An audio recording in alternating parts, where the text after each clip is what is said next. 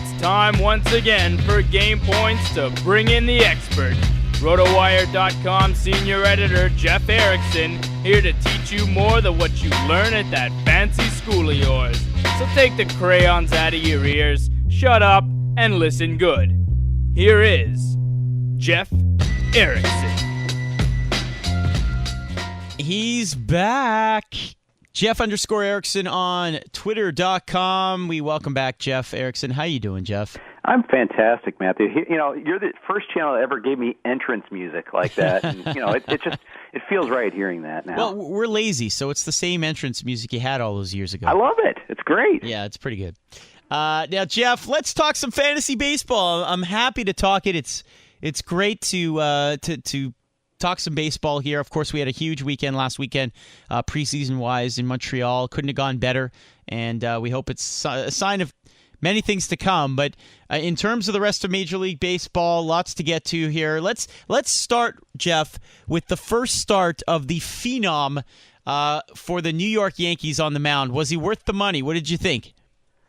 You know, I'm assuming you're referring to Tanaka, not Pineda, so yes. They're both phenoms in a certain sense. Yeah.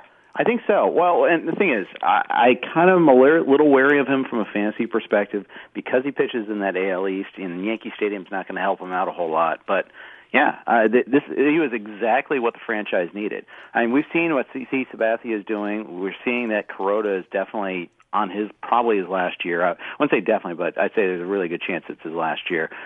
They desperately needed an infusion of good starting pitching, and he's exactly what they needed. All right, elsewhere in Major League Baseball, Jeff, in terms of RotoWire or perhaps yourself, what were some of the position player rookies that you were really touting and that maybe you're happy with in the first few games of the year so far? Well, you know, it's just a matter of playing time. One guy that I wasn't crazy about touting, but he's doing really well is Abraham Almonte for Seattle. Batting leadoff, scored again today. He got a hit to lead off the season, had a homer yesterday. He's doing a lot of things, stealing a handful of bases.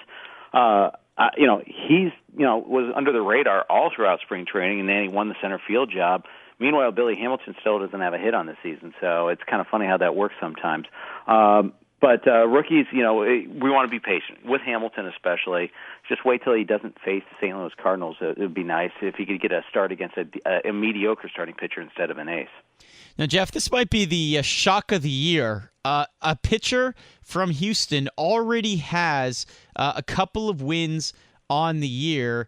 That would be Scott Feldman. Oh, excuse me, one win. I'm getting too excited. One win on the year.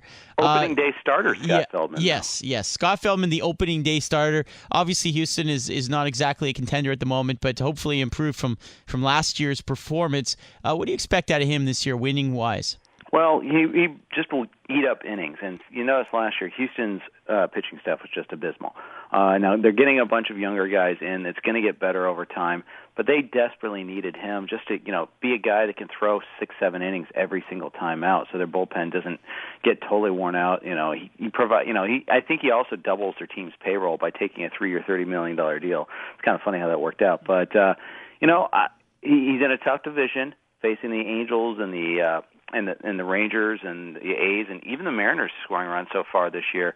It's not going to be an easy spot for him. I suspect that though, he'll at least pave the way for when their real stars are going to be ready. Guys like Mark Appel, and some of the other guys in their farm system.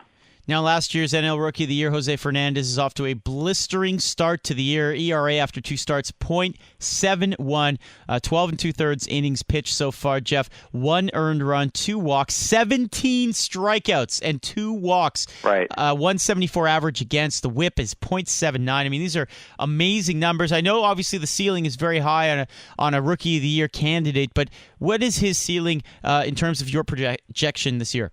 Well, I mean, he could be low 2s ERA, and the Marlins are scoring more runs so far this year. He could win 15 to 18 games. I mean, the team context was terrible, but you look at that pitching staff. I mean, it's not just him. I kind of like Nathan Eovaldi got the loss today, kind of on a fluke homer, but for the most part, I like what he can bring to the table. They've got some interesting arms in that rotation in their bullpen. They're starting to score a few more runs. Giancarlo Stanton being healthy. he could put up to a Cy Young run. He's working at 96 miles an hour, and that's just, that's when you're averaging 96 miles an hour on your fastball. That's pretty amazing.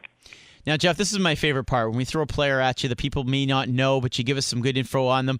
What is the deal with Brian Dozier of Minnesota? He's got 7 hits. 7 hits on the year. Or no, my stats wrong here. But having a very good start to the year so far.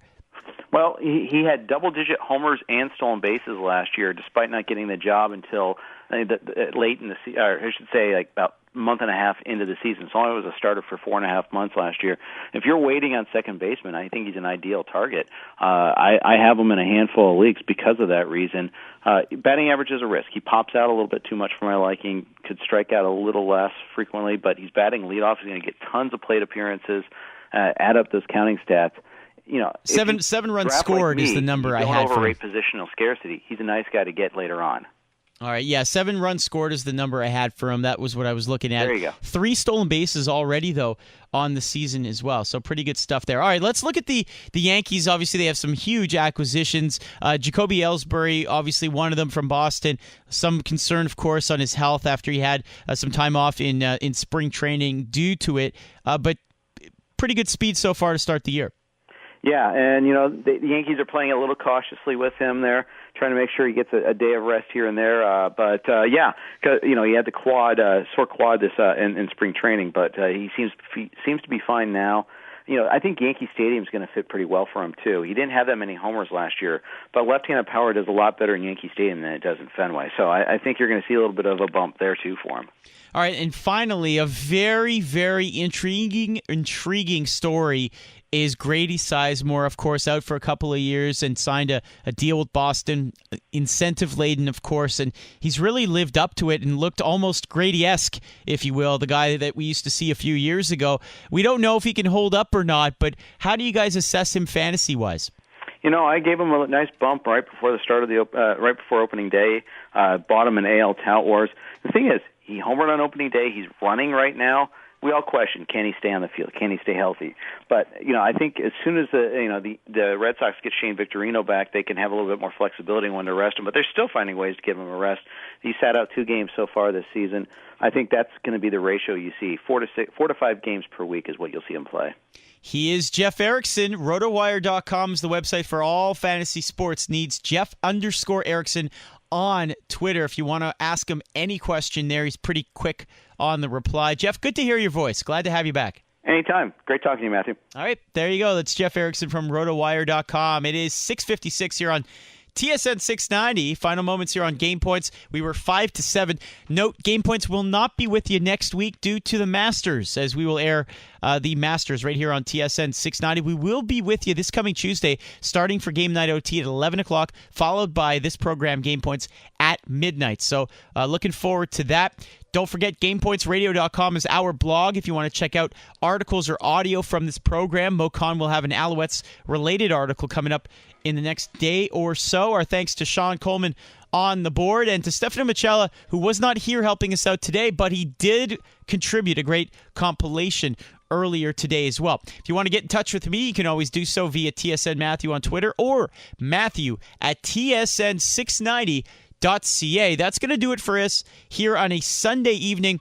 Up next, ESPN baseball show for an hour, and then Giants versus the Dodgers on ESPN Sunday Night Baseball. Looking forward to that one. Should be a good one. 2 rivals going at it, keeping the tradition alive right here on Montreal Sports Authority, TSN 690.